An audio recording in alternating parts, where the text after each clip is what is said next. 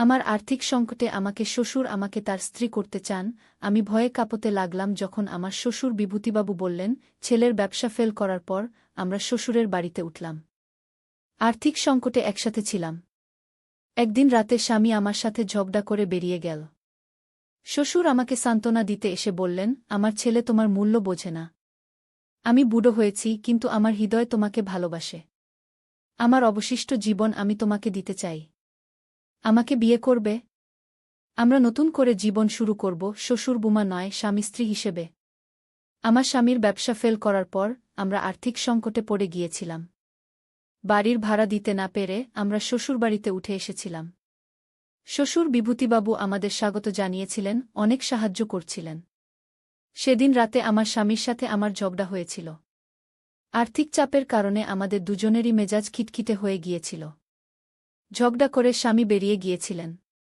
আমি বারান্দায় একা বসে কাঁদছিলাম। শ্বশুর এসে আমার পাশে বসলেন, আমাকে সান্ত্বনা দিতে লাগলেন। বললেন, কাঁদো না বুমা, সব ঠিক হয়ে যাবে গু। আমি ভেবেছিলাম তিনি বাবার মতো আমাকে সান্ত্বনা দিচ্ছেন, কিন্তু তারপর তিনি যা বললেন তাতে আমি স্তব্ধ হয়ে গেলাম। শ্বশুরবাবু, আমি চমকে উঠলাম। আপনি কি বলছেন? ঠিকই বলছি বুমা। বিভূতিবাবু আমার হাত ধরলেন। আমার ছেলে তোমার মূল্য বোঝে না। দেখো কিভাবে তোমার সাথে ঝগড়া করে চলে গেল।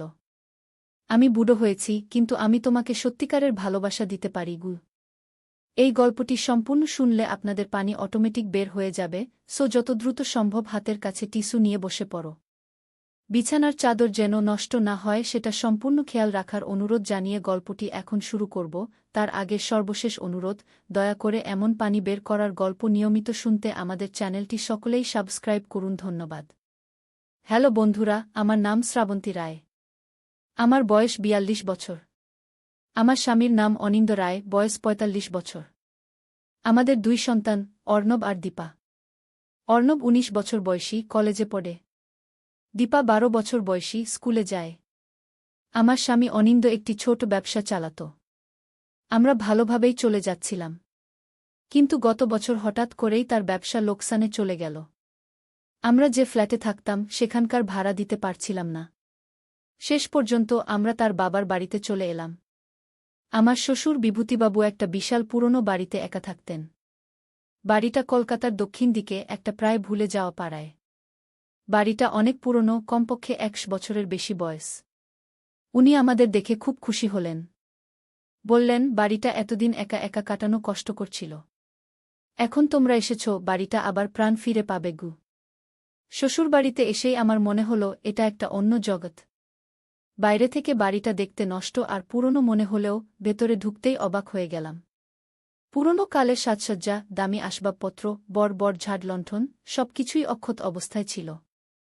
এতদিন শ্বশুরবাড়ি আমরা ভালোমতো দেখিনি। শ্বশুর আমাদের নিজেদের মতো থাকার জন্য দোতলার একটা বড় রুম দিলেন। প্রথম কয়েকটা দিন ভালোই কাটল। অনিন্দ নতুন চাকরি খোঁজা শুরু করল। আমিও একটা স্কুলে পার্ট টাইম শিক্ষিকার চাকরি পেলাম। কিন্তু কিছুদিন পরেই অনিন্দর মেজাজ খারাপ হতে শুরু করল। কেন, আমি তা বুঝতে পারছিলাম না। সে রাতে বাড়ি ফিরত দেরি করে, কখনো কখনো অনেক রাত পর্যন্ত ফিরত না। আমাদের মধ্যে ঝগড়া বাড়তে লাগল। একদিন রাতে সে ফিরল মাঝরাতে। আমি জিজ্ঞেস করলাম, এত রাত পর্যন্ত কোথায় ছিলে? সে উত্তর দিল, তোমাকে বললে তুমি বুঝবে না গি। আমি রেগে গেলাম। বললাম, তাহলে বলার দরকার নেই। এভাবে চলতে থাকলে আমাদের সম্পর্ক টিকবে না গি। সে আমার দিকে অদ্ভুত চোখে তাকালো, যেন আমাকে চিনতে পারছে না। তারপর বেরিয়ে গেল ঘর থেকে। আমি বারান্দায় গিয়ে বসলাম, চোখে পানি নিয়ে। তখনই শ্বশুর এলেন। বললেন, কি হয়েছে বুমা? কাঁদছ কেন? আমি সব বললাম তাকে। তিনি শুনলেন মন দিয়ে। বললেন, এই বাড়িতে আসার পর থেকেই ওর ব্যবহার বদলে গেছে, তাই না? আমি অবাক হয়ে বললাম, হ্যাঁ। কিন্তু কেন? শ্বশুর আমার হাত ধরলেন। বুমা, এই বাড়ির একটা ইতিহাস আছে যা তোমাকে বলা হয়নি। ওর মা, আমার স্ত্রী, এই বাড়িতেই নিজেকে শেষ করেছিল। ওর বয়স তখন মাত্র ১৮ বছর। ও মায়ের চেহারার কপি। হয়তো এই বাড়িতে আসার পর থেকে ওর মধ্যে সেই স্মৃতি ফিরে আসছে গু। আমি হতবাক। কিন্তু এটা তো ২০ বছর আগের কথা। এতদিন ওর কোনো সমস্যা ছিল না গি। বিভূতিবাবু চুপ করে রইলেন। তারপর বললেন, কারণ ও এই বাড়িতে সেই ঘটনার পর আর আসেনি। আমি একাই থাকি এখানে গু। আমি বললাম, কিন্তু অনিন্দ তো বলেছিল যে আপনার সাথে সে প্রতি মাসে দেখা করত। বিভূতিবাবু বললেন, না। আমি ওকে বাইরে দেখা করতাম। ও এই বাড়িতে ফিরতে চাইত না গি। কথাটা শুনে আমার বুকের ভেতর ঠান্ডা হয়ে গেল। আমি বললাম, তাহলে এখন নিশ্চয়ই ওর জন্য খুব কঠিন সময় চলছে গু। বিভূতিবাবু বললেন, হ্যাঁ তাই। আর ও। তিনি কথা শেষ করার আগেই আমি তার চোখে একটা অদ্ভুত ভাব দেখলাম। তিনি আমার দিকে তাকিয়ে বললেন, আমার ছেলে তোমার মূল্য বোঝে না। আমি বুড়ো হয়েছি, কিন্তু আমার হৃদয় তোমাকে ভালোবাসে। আমার অবশিষ্ট জীবন আমি তোমাকে দিতে চাই। আমাকে বিয়ে করবে? আমরা নতুন করে জীবন শুরু করব, শ্বশুর বুমা নয়, স্বামী স্ত্রী হিসেবে গু। আমি স্তব্ধ হয়ে গেলাম। শ্বশুরবাবু, আপনি কি বলছেন? আমি চিৎকার করে উঠলাম। ঠিকই বলছি বুমা। তিনি আমার হাত ধরলেন আরও শক্ত করে। তার চোখের দিকে তাকাতেই আমি দেখলাম সেখানে কিছু একটা অন্য ভাব, যেন তিনি নন, অন্য কেউ আমার দিকে তাকিয়ে আছে। আমি হাত ছাড়িয়ে নিলাম। শ্বশুরবাবু, আপনি ঠিক আছেন তো? আমি কয়েক পা পিছিয়ে গেলাম। তিনি হঠাৎ শক্ত হয়ে গেলেন, যেন কোনো অদৃশ্য শক্তি তাকে ধরে ফেলেছে। তারপর একটা অদ্ভুত হাসি ফুটল তার মুখে। চাপা গলায় বললেন, বুমা, তুমি এই বাড়ির ইতিহাস জানো না। এই বাড়ি একসময় আমাদের ছিল না গি। আমি অবাক হয়ে বললাম, মানে? আপনার পূর্বপুরুষদের নয়? তিনি মাথা নাড়লেন। না। এই বাড়ি অন্য এক পরিবারের ছিল। সেই পরিবারের শেষ সদস্য ছিল রুদ্রাণী দেবী। তিনি একজন তন্ত্রসাধিকা ছিলেন। 60 বছর আগে আমার বাবা এই বাড়ি কিনেছিলেন তার কাছ থেকে। কিন্তু কয়েক মাসের মধ্যেই অদ্ভুত ঘটনা ঘটতে শুরু করল গু। আমি ভয়ে ভয়ে জিজ্ঞেস করলাম, কি ধরনের ঘটনা? লোকে দেখত রুদ্রাণী দেবী এখনও বাড়িতে ঘুরে বেড়াচ্ছেন, যদিও তিনি আর ইহজগতে ছিলেন না। আমার মা দেখেছিলেন তাকে, আমার বাবাও। কিন্তু তারা বিশ্বাস করতেন না এসব। রুদ্রাণী দেবী মারা যাওয়ার আগে বলে গিয়েছিলেন যে এই বাড়ি তিনি কখনো ছাড়বেন না। তিনি এখানেই তার তন্ত্রসাধনা করতেন গু। আমি কাঁপতে শুরু করলাম। আপনি কি বলতে চাইছেন যে গি? হ্যাঁ, তিনি মাথা নাড়লেন। রুদ্রাণী দেবী এখনও এই বাড়িতে আছেন। আর আমার মনে হয় তিনি তোমার স্বামীর উপর ভর করেছেন গু। আমি বিশ্বাস করতে পারছিলাম না। কিন্তু এটা কিভাবে সম্ভব? বুমা, এই বাড়ির তলায় একটা গোপন কক্ষ আছে। রুদ্রাণী দেবী সেখানে তার তন্ত্র সাধনা করতেন। আমার মনে হয় অনিন্দ সেই কক্ষ খুঁজে পেয়েছে গিয়ে। আমার মাথা ঘুরতে লাগল। এত বছর পরেও এমন অবিশ্বাস্য ঘটনা, আমরা কি করব এখন? বিভূতিবাবু বললেন, আমাদের সেই গোপন কক্ষ খুঁজতে হবে। সেখানে নিশ্চয়ই কিছু সূত্র আছে গু। আমি বললাম, কিন্তু এত বড় বাড়িতে কোথায় খুঁজব? আমার সন্দেহ বেসমেন্টে। তিনি বললেন, আমি কখনো সেখানে যাইনি। বাবা মা সেখানে যেতে মানা করতেন। বলতেন সেখানে নামলে আর ফিরে আসা যায় না আগে। আমি বিভূতিবাবুর দিকে তাকালাম। আমার চোখে ভয় দেখে তিনি বললেন, তুমি ভয় পেজো না। আমি তোমার সাথে আছি। আমরা একসাথে অনিন্দকে ফিরিয়ে আনব গ। সেই রাতে অনিন্দ ফিরল না। আমি শ্বশুরের কাছে শুনলাম যে আগেও নাকি এমন হয়েছে। তিনি বললেন, ও ফিরে আসবে। কিন্তু আমরা যত দেরি করব, ওর উপর রুদ্রাণী দেবীর প্রভাব তত বাড়বে গু। পরের দিন সকালে আমরা দুজনে বেসমেন্ট খুঁজতে বের হলাম। বাড়ির পিছনে একটা দরজা ছিল, যেটা সব সময় বন্ধ থাকত। বিভূতিবাবু সেটা খুললেন। ভেতরে একটা সিঁড়ি নিচের দিকে নেমে গেছে। নিচে অন্ধকার। তোমার ভয় লাগছে? তিনি জিজ্ঞেস করলেন। হ্যাঁ, আমি সত্যি কথাই বললাম। কিন্তু অনিন্দকে ফিরিয়ে আনতে হবে গ। আমরা নিচে নামতে শুরু করলাম। সিঁড়ি অনেক দূর পর্যন্ত চলে গেছে। মনে হচ্ছিল আমরা পৃথিবীর গভীরে নেমে যাচ্ছি। অবশেষে নিচে পৌঁছালাম। আমাদের সামনে একটা বড় কক্ষ। আমরা টর্চ জ্বালালাম দেখার জন্য। যা দেখলাম তাতে আমরা দুজনেই স্তব্ধ হয়ে গেলাম। কক্ষের মাঝখানে একটা বড় ষটভুজাকার চক্র আঁকা। তার চারপাশে অদ্ভুত সব চিহ্ন। দেয়ালে ঝুলছে অনেক মানুষের ছবি। সেগুলো দেখলেই গা শিউরে ওঠে। বিভূতিবাবু ধীরে ধীরে কক্ষের চারপাশে দেখতে লাগলেন। আমি কয়েক পা এগিয়ে গেলাম। হঠাৎ আমার পা কিসে যেন আটকে গেল। নিচে তাকিয়ে দেখি মেঝেতে একটা খাঁজ। আমি সেটা ধরে টানলাম। একটা দরজা খুলে গেল। বিভূতিবাবু, আমি ডাকলাম। তিনি এসে দেখলেন। এটা কি? তিনি অবাক হয়ে বললেন। আমরা দেখলাম নিচে আরেকটা কক্ষ। সেখানে সিঁড়ি নেমে গেছে। আমরা নামলাম নিচে। এবার যা দেখলাম তাতে শিউরে উঠলাম। সামনে একটা বিশাল আয়না। আয়নার সামনে একটা চেয়ারে বসে আছে অনিন্দ। সে আয়নায় তাকিয়ে কি যেন বলছে। আয়নার ভেতরে দেখা যাচ্ছে একটা মহিলার মুখ। তার লম্বা কালো চুল, তীক্ষ্ণ চোখ।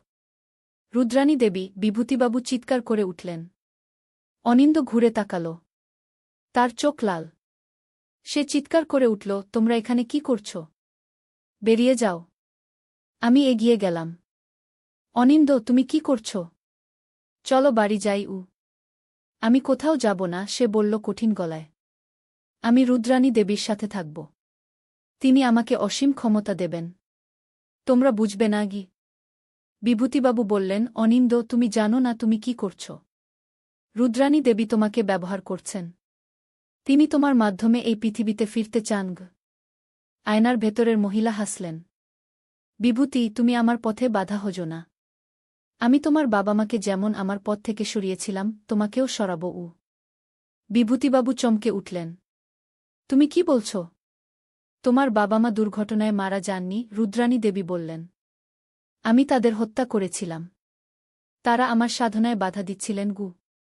আমি স্তব্ধ হয়ে গেলাম। বিভূতিবাবুর চোখ দিয়ে পানি পড়তে লাগল।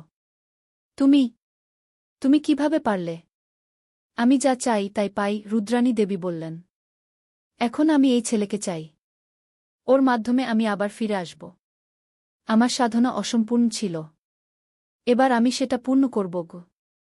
অনিন্দ আবার আয়নার দিকে ফিরে গেল। রুদ্রাণী দেবী কিছু একটা বলতে শুরু করলেন। যতই তিনি বলতে লাগলেন ততই আয়নার ভেতর থেকে একটা আলো বের হতে লাগল। আমি বুঝতে পারলাম এখনই কিছু একটা করতে হবে। আমি পিছনে ফিরে দেখলাম ঘরের কোণে কিছু বই রাখা আছে। আমি দৌড়ে গিয়ে একটা বই তুলে নিলাম। সেটা খুলতেই দেখলাম পাতাগুলো ভর্তি অদ্ভুত চিহ্নে। কিন্তু একটা পাতায় লেখা ছিল, আয়না ভাঙলে আত্মা মুক্তি পাবে। আমি চিৎকার করে বললাম, বিভূতিবাবু, আয়নাটা ভাঙতে হবে। বিভূতিবাবু চমকে উঠলেন। কিন্তু কিভাবে? অনিন্দ সেখানে দাঁড়িয়ে আছে। আমি তখনই পাশে রাখা একটা লোহার রড দেখতে পেলাম। হাতে নিয়ে অনিন্দর দিকে এগোলাম। অনিন্দ, আমি জানি তুমি এখনও ওখানে আছো। আমাকে সাহায্য করো। অনিন্দ ঘুরে তাকালো আমার দিকে। এক মুহূর্ত আমি তার চোখে সেই পরিচিত আলো দেখতে পেলাম। সে চিৎকার করে বলল, শ্রাবন্তী, আয়নাটা ভেঙে দাও। আমি লোহার রড দিয়ে আয়নার দিকে ছুড়ে মারলাম। কিন্তু আয়না থেকে সেটা ফিরে এলো, যেন একটা অদৃশ্য শক্তি সেটাকে আটকে দিয়েছে। রুদ্রাণী দেবী হাসতে লাগলেন। তোমরা আমাকে আটকাতে পারবে না। বিভূতিবাবু এগিয়ে এলেন। তিনি বললেন, রুদ্রাণী দেবী, আপনি আমার পরিবারের সবাইকে নিয়ে গেছেন।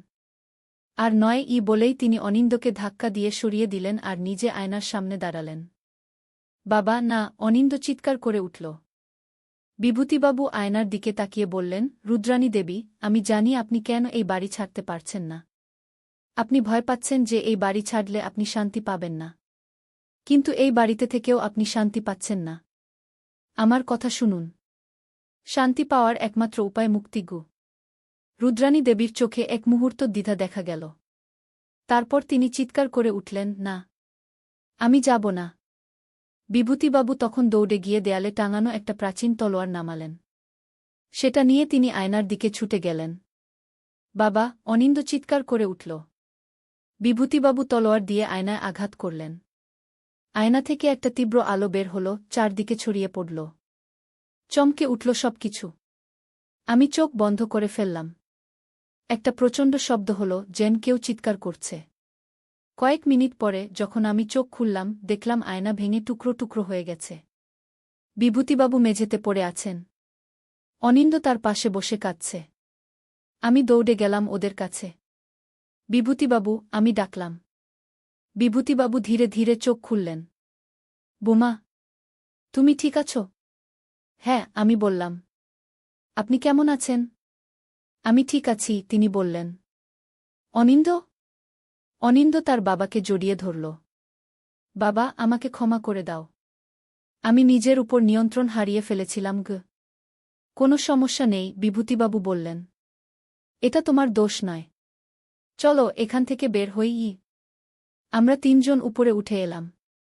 বেসমেন্টের দরজা বন্ধ করে দিলাম। অনিন্দ বলল, আমি সবকিছু মনে করতে পারছি। রুদ্রাণী দেবী আমাকে প্রভাবিত করেছিলেন। আমি সেই বেসমেন্ট খুঁজে পেয়েছিলাম একদিন। সেখানে আয়নাটা দেখতে পেয়ে কৌতূহলী হয়ে উঠি। যখন আয়নার সামনে দাঁড়ালাম দেখলাম রুদ্রাণী দেবীকে। তিনি আমাকে অসীম ক্ষমতার কথা বললেন। আমি বিশ্বাস করে ফেললাম। বিভূতিবাবু বললেন, রুদ্রাণী দেবী জানতেন যে তুমি আমার ছেলে। তিনি আমার পরিবারের প্রতি প্রতিশোধ নিতে চেয়েছিলেন। তিনি আমার বাবা-মাকে হত্যা করেছিলেন। আমার স্ত্রী, তোমার মা, আত্মহত্যা করেননি। তিনিও রুদ্রাণী দেবীর শিকার হয়েছিলেন। আমরা সবাই স্তব্ধ হয়ে এই ভয়ানক সত্য শুনলাম। অনিন্দ বলল, এখন আমরা কি করব? এখানে থাকা নিরাপদ নয়। বিভূতিবাবু বললেন, আমার মনে হয় রুদ্রাণী দেবী এবার চলে গেছেন। আয়না ভেঙে যাওয়ায় তার শক্তি নষ্ট হয়ে গেছে। কিন্তু নিশ্চিত হতে আমরা এক কাজ করতে পারি। কি? আমি জিজ্ঞেস করলাম। আমরা বাড়িটা বিক্রি করে দেব, তিনি বললেন। এই বাড়ির প্রত্যেকটা ইট রুদ্রাণী দেবীর স্মৃতি বহন করে। আমরা নতুন একটা বাড়ি কিনব, নতুন করে শুরু করব। অনিন্দ আমার দিকে তাকাল। শ্রাবন্তী, তুমি কি বলো? আমি হাসলাম। আমি মনে করি এটাই সবচেয়ে ভালো সিদ্ধান্ত হবে। 1 মাস পরের কথা। আমরা নতুন একটা বাড়িতে উঠে এসেছি। বাড়িটা ছোট, কিন্তু আমাদের জন্য যথেষ্ট। অনিন্দ আবার তার ব্যবসা শুরু করেছে, এবার আরও সাবধানে। আমি আমার শিক্ষকতার কাজ চালিয়ে যাচ্ছি। রাতে বারান্দায় বসে আমরা তিনজন চা পান করছিলাম। বিভূতিবাবু বললেন, জানো বৌমা, আমার মনে হয় রুদ্রাণী দেবী আমাদের একটা শিক্ষা দিয়ে গেছেন। কি শিক্ষা? আমি জিজ্ঞেস করলাম। যে সবসময় সামনে দেখা যায় না। কখনো কখনো আমাদের চারপাশের লোকেদের সাহায্যের প্রয়োজন হয়। নিজের উপর বেশি ভরসা করলে বিপদে পড়তে হয়। অনিন্দ বলল, আমি এখন বুঝতে পারি যে আমি কতটা ভুল করেছিলাম। আমার সাহায্যের প্রয়োজন ছিল, কিন্তু আমি স্বীকার করিনি। আমি দুজনের হাত ধরলাম। আমরা এখন একসাথে আছি, এটাই যথেষ্ট। সেই রাতের পর থেকে আমাদের জীবন আবার স্বাভাবিক হয়ে গেছে। কখনো কখনো যখন আমি একা থাকি, আমার মনে হয় কেউ যেন আমাকে দেখছে। কিন্তু ভয় পাই না। আমি জানি আমার পরিবার আমার সাথে আছে। আর সেই পুরনো বাড়ি? আমরা শুনেছি সেটা এখন খালি। কেউ কিনতে চায় না। বাড়ির সামনে দিয়ে যাওয়ার সময় লোকে দেখে জানালায় একটা মহিলার ছায়া দাঁড়িয়ে আছে, লম্বা কালো চুল উঠছে হাওয়ায়। কেউ কি এখনো সেখানে আছে? হয়তো। কিন্তু আমরা জানি আমাদের ভয় পাওয়ার কিছু নেই। কারণ আমরা একসাথে আছি, এবং সেটাই সবচেয়ে বড় শক্তি।